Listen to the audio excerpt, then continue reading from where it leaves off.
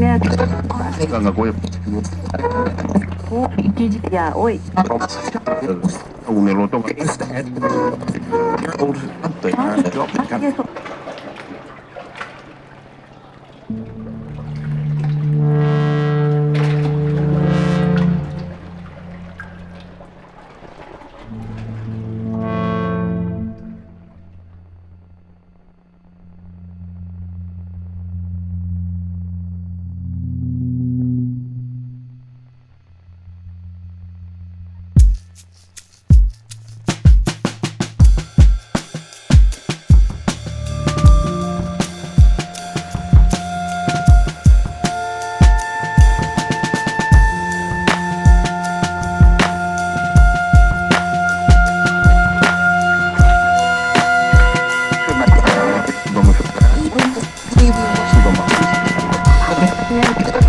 Ganga Goya. Ya, hoy. Un eloto. బుల్టెన్లో break news చూస్తున్నాం. మంత్రి సబితా ఇంద్రారెడ్డిపై GHMC BJP corporator Akula Srivani Anjan fire అయ్యారు. పేపర్ లీక్ పై పూర్తి బాధ్యత వహిస్తూ తక్షణమే మంత్రి సబితా ఇంద్రారెడ్డి రాజీనామా చేయాలని డిమాండ్ చేశారు. దేశం మొత్తం తెలంగాణ విద్యా వ్యవస్థపై అసహనం వ్యక్తం చేస్తుందని అన్నారు. టీఎస్పీఎస్సీ పేపర్ మొదలు 10th క్లాస్ తెలుగు హిందీ పేపర్లు లీక్ అవడంపై ఆమె ధ్వజమెత్తారు.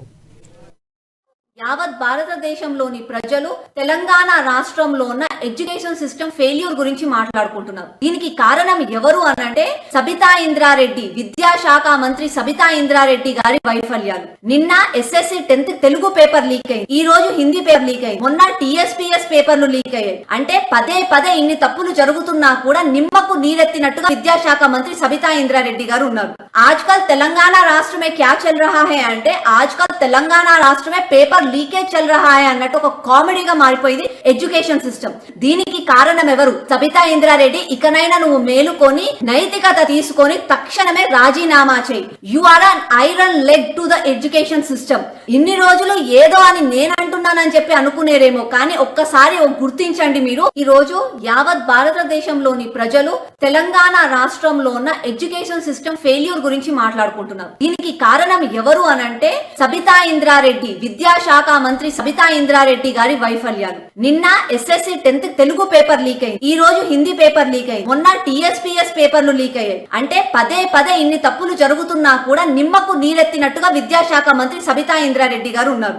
ఆజ్కల్ తెలంగాణ రాష్ట్రమే క్యా చల్ రహా హై అంటే ఆజ్కల్ తెలంగాణ రాష్ట్రమే పేపర్ లీకేజ్ చల్ రహా హై అన్నట్టు ఒక కామెడీగా మారిపోయింది ఎడ్యుకేషన్ సిస్టమ్. దీనికి కారణం ఎవరు? సబితా ఇంద్రారెడ్డి, ఇకనైనా నువ్వు మేలుకొని నైతికత తీసుకొని తక్షణమే రాజీనామా చేయి. You are an iron leg to the education system. ఇన్ని రోజులు ఏదో అని నేను అంటున్నానని చెప్పి